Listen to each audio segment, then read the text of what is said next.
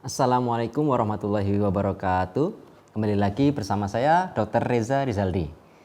Nah, di sini saya akan menjelaskan tema tentang makanan untuk pasien diabetes mellitus serta asupan kalori pada pasien diabetes mellitus.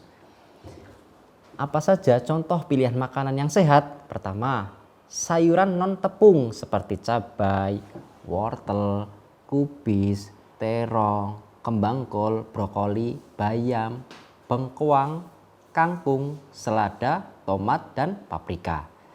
Kemudian ada juga sayuran bertepung seperti kentang, kacang hijau, jagung, labu, pisang raja, ubi jalar. Makan lebih sedikit makanan ini karena memiliki lebih banyak karbohidrat daripada sebelumnya makanan yang non bertepung. Gunanya apa? Di sini akan meningkatkan kadar gula darah jika mengkonsumsi makanan bertepung terlalu banyak. Kemudian ada juga contohnya makanan sehat lain seperti kacang kering, kacang polong, kacang hitam, kacang polong bermata hitam dan terbelah. Kemudian ada juga contoh makanan sehat lainnya seperti biji-bijian utuh, contoh roti gandum, oatmeal, beras merah, pasta gandum yang utuh. Kemudian ada juga jagung gandum utuh, tepung jagung, dan popcorn. Kemudian ada juga dari golongan buah-buahan, terutama buah yang utuh. Buah segar atau beku juga bisa menjadi pilihan, tetapi hindari buah yang dikeringkan atau kalengan atau jus buah karena kandungan gula yang tinggi. Jika Anda makan buah kalengan, pilihlah yang dikemas dengan jus mereka sendiri daripada sirup. Ada juga contoh susu bebas lemak atau rendah lemak termasuk susu seperti yogurt, keju, margarin yang lunak dengan 0 lemak trans dan minuman kedelai. Ada juga berbagai protein termasuk daging tanpa lemak seperti unggas atau ayam, seperti kalkun, ikan, makanan laut serta telur. Nah, di sini tadi ada juga di atas kacang-kacangan, di sini juga ada kacang-kacangan tapi berbeda, yaitu produknya seperti kedelai. Kemudian contoh lain seperti potongan lemak dari daging, yaitu daging unggas yang dilepaskan dari kulitnya. Kemudian ada juga contoh dari minyak seperti minyak zaitun, canola, dan safflower. Minuman tanpa tambahan gula atau madu seperti air putih tanpa pemanis atau kopi. Hindari 2 sumber utama gula tambahan. Contohnya yaitu minuman manis seperti soda dan makanan ringan manis seperti es krim dan kue. Nah, pemirsa, hati-hati dengan gula tersembunyi seperti saus tomat, dressing salad bebas lemak, dan bumbu. Kemudian mengurangi penggunaan garam itu juga penting karena akan meningkatkan nantinya hipertensi dan diabetes. Kemudian juga mengurangi lemak jenuh. Lemak ini dapat berasal dari burger, sandwich, pizza, dan hidangan campuran yang mengandung daging atau keju atau keduanya. Contohnya apa? Seperti nasi, pasta, hidangan, dan biji-bijian. Kemudian campuran yang mengandung daging atau keju atau keduanya. Contohnya apa? Seperti nasi, pasta, dan hidangan biji-bijian dengan daging atau keju. Dan daging, unggas, serta hidangan laut dengan keju. Perhitungan jumlah kalori ditentukan oleh status gizi, umur, ada atau tidaknya stres akut, dan kegiatan jasmani. Status gizi juga dapat dipakai indeks massa tubuh atau rumus yang disebut rumus Broca. Untuk kepentingan praktis dalam praktek di lapangan digunakan rumus Broca ini. Pertama-tama dilakukan perhitungan berat badan idaman berdasarkan rumus atau berat badan ideal. Di sini saya akan jelaskan dan bacakan tentang rumusnya, yaitu rumus Broca tadi ya, yaitu berat badan idaman atau berat badan ideal sama dengan tinggi badan dalam sentimeter dikurangi 100 dikurangi 10%. Untuk laki-laki sendiri yaitu kurang dari 160 cm, sedangkan wanita yaitu 150 cm. Perhitungan berat badan idaman tidak dikurangi 10%. Penentuan status gizi dihitung dari BB aktual dibagi BB idaman dikali 100%. Ada 4 kategori, yaitu berat badan kurang. Di sini berat badan kurang dari 90% BBI. Kemudian yang kedua ada berat badan normal, yaitu berat badan 90 sampai 110% BBI.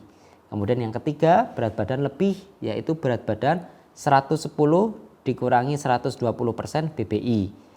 Dan keempat, yaitu gemuk. Di sini berat badan lebih dari 120% BBI.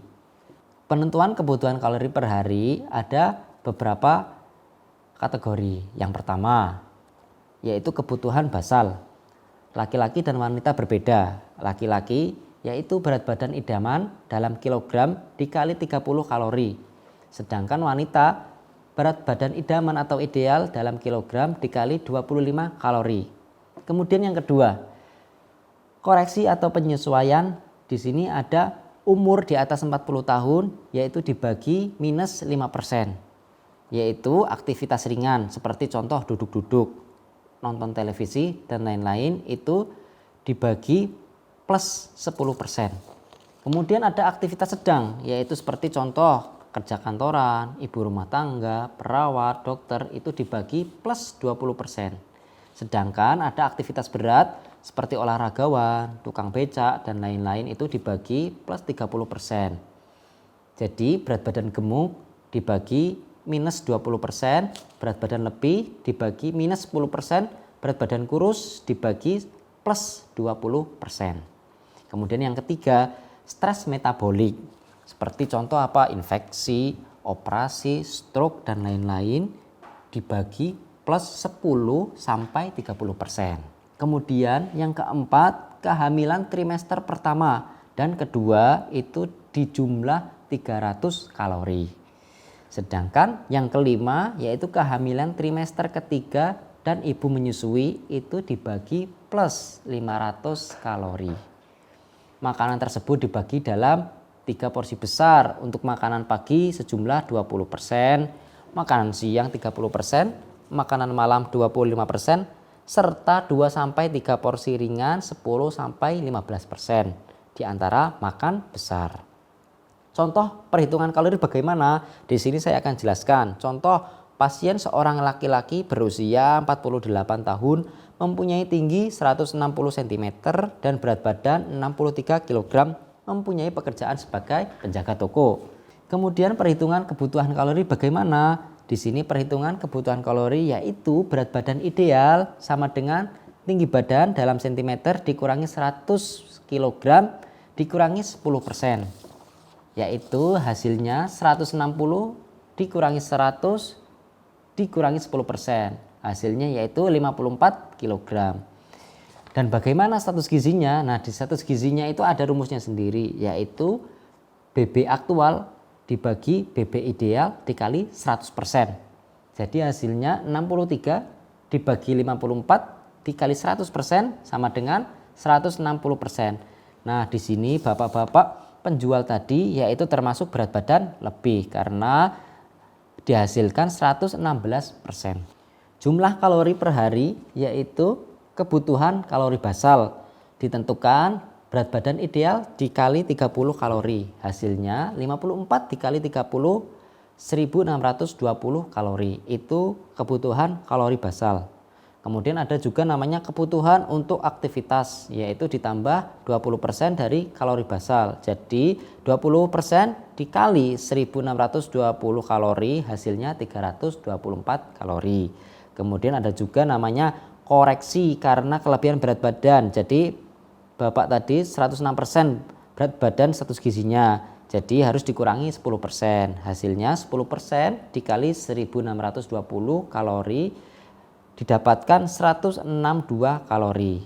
Jadi total kebutuhan kalori per hari untuk penderita atau bapak-bapak tadi yaitu 1620 dijumlah 324 kalori dikurangi 162 kalori sama dengan hasilnya 1782 kalori. Untuk mempermudah, di sini perhitungannya dalam konsultasi gizi digenapkan menjadi 1700 kalori saja. Kalau 1782 terlalu berlibat nanti. Distribusi makanan. Yang pertama, cara mendistribusikan makanannya bagaimana untuk pasien yang tadi? Pertama, karbohidrat sejumlah 60%. 60% dikali 1700 kalori didapatkan hasil 1020 kalori dari karbohidrat yang setara 225 gram karbohidrat atau 1020 kalori dibagi 4 kalori per gram. Kemudian yang kedua, protein sejumlah 20%, yaitu 20% dikali 1700 kalori didapatkan hasil 340 dari protein yang setara dengan 85 gram protein atau 340 kalori dibagi 4 kalori per gram protein. Yang ketiga, lemak sama dengan protein, yaitu 20% juga. Jadi 20% dikali 1700 didapatkan tadi 340 dari kalori lemak atau setara dengan 37,7 gram lemak atau 340 kalori dibagi 9 kalori per gram lemak. Begitulah Bapak-bapak dan Ibu-ibu tema tentang contoh makanan pada pasien DM dan asupan kalori pada pasien DM atau diabetes mellitus. Semoga bermanfaat. Wassalamualaikum warahmatullahi wabarakatuh.